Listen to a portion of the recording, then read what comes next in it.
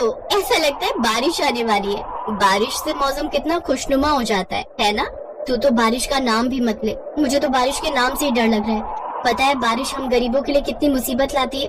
हमारे घर की छत बारिश शुरू होते ही टपकने लगती है। मुझे तो डर है कहीं इस बार की बारिश से हमारे घर की छत ही कहीं ना टूट जाए।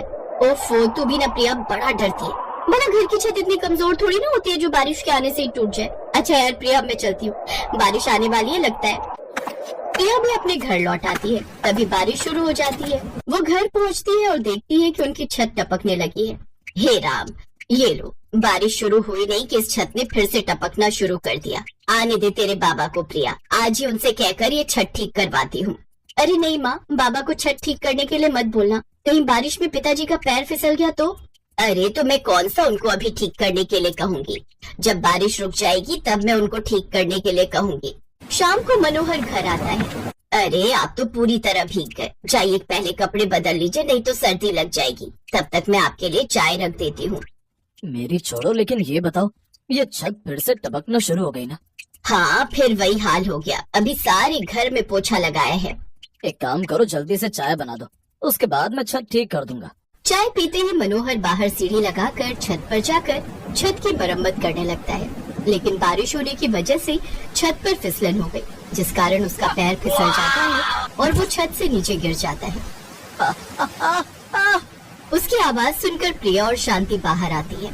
हे भगवान, ये क्या हो गया? माँ, मैंने मना किया था ना बारिश में बाबा को छत पर मत जाने दो, अब लग गई ना चोट।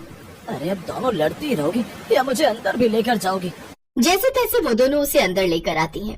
फिर प्रिया अपने बाबा की कमर पर मरहम लगाती है, जिसके बाद उसे थोड़ा आराम मिलता है। रात में वो तीनों अपने कच्चे घर में सो ही रहे थे कि तभी बादलों की गड़गड़ाहट होने लगती है और तेज बारिश शुरू हो जाती है। अब उनकी छत से हर जगह से पानी टपकने लगता है और उनके घर की छत का एक हिस्सा टूट कर गिरने लगता है। हे भगवान, ये क्या हो गया? ये छत तो लगता है गिरने वाली है। चलो चलो, जल्दी से चलो यहाँ से, अब यहाँ रुकना खतरे से खाली नहीं। वो सभी घर से बाहर निकल आते हैं। वो बाहर आते ही हैं कि इतने में उनके घर की छत टूटकर गिर जाती है। अपनी आंखों के सामने ये सब देख वो बहुत ज्यादा डर जाते हैं। भगवान का लाख लाख शुक्र है जो आप हमें समय रहते बाहर ले आए, नहीं तो आज तो ना जाने क्या अनहोनी हो जाती। लेकिन इतनी मेहनत से बनाया हुआ हमारा घर आज टूट गया, कुछ समझ में नहीं आ रहा अब कहाँ जाएंगे, क्या करेंगे, कहाँ रहेंगे। परेशान मत हो शांति, ऊपर वाला है ना, वो कोई ना कोई रास्ता ढूंढ निकालेगा। लेकिन अब हम इतनी बारिश में कहाँ जाएंगे जी? माँ, इतनी बारिश में यहाँ यूँ रुकना ठीक नहीं है, घर की मरम्मत हम बाद में करवा लेंगे। तब तक हम मेरी सहेली अमायरा के घर चलते हैं, उसका घर दूर भी नहीं है। सड़क पर घुटनों तक पानी भरा हुआ था। वो लोग उस तेज बारिश में भीगते हुए अमायरा के घर पहुँचते हैं।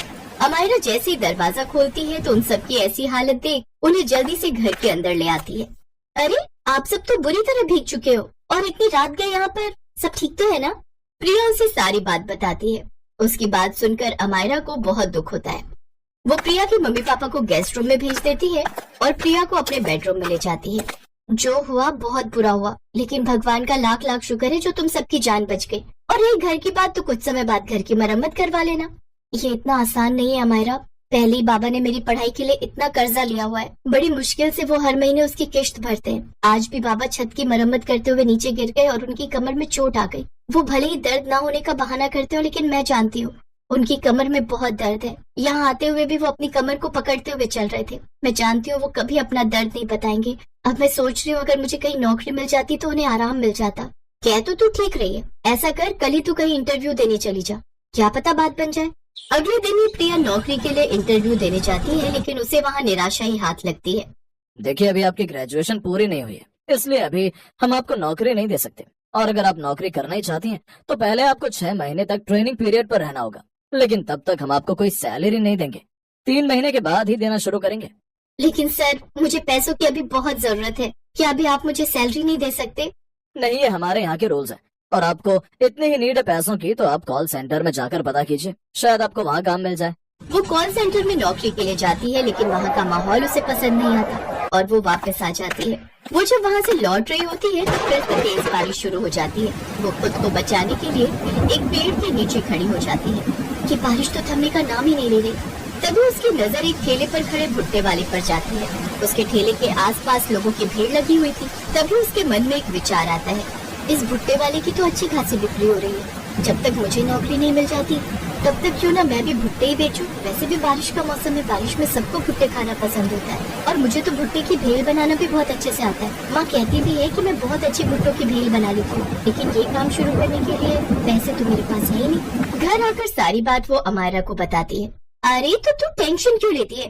काम खोलने के लिए तुझे जो पैसे चाहिए मुझसे ले लेना और जब तेरी कमाई अच्छी होने लगेगी तो लौटा देना। अगले दिन से प्रिया सड़क किनारे गर्मा गर्म भुट्टे और भुट्टे की भेल बेचने लगती है। भुट्टे ले लो, भुट्टे की भेल ले लो। भुट्टा, मुझे गर्मा गर्म भुट्टा दे दीजिए और मुझे भुट्टा भेल बनाकर दे दीजिए। बचपन में मेरी दादी बनाती थी, अब तो कई साल हो गए इसे खाए हुए। ये लीजिए। वाह क्या स्वाद है इस भेल में, इसे खाकर तो मजा ही आ गया। अब बारिश में बहुत सारे लोग घूमते फिरते उसके ठेले पर आते हैं और उससे भुट्टे और भेल खरीदने लगते हैं। उसका काम अब बहुत अच्छा चलने लगता है। वो खूब अच्छी कमाई करती है। अब वो कुछ ही महीनों में अपने पिता का सारा कर्जा चुका देती है, साथ ही अपने घर की मरम्मत भी करवा लेती है। ऐसे ही 9 महीने बीत जाते हैं। अब वो 2 भुट्टे के ठेले खोल लेती है, जिसमें से एक उसके माँ बाबा संभालते हैं और दूसरे को वो खुद संभालती है। फिर कुछ समय बाद वो अमायरा के पैसे भी लौटा देती है। तो सच में बहुत अच्छी दोस्त है मेरी अमायरा। अगर तूने उस वक्त मेरी मदद नहीं की होती तो ना जाने आज हमारा क्या होता। ये बात सुनकर अमायरा मुस्कुरा देती है और प्रिया को गले से लगा लेती है।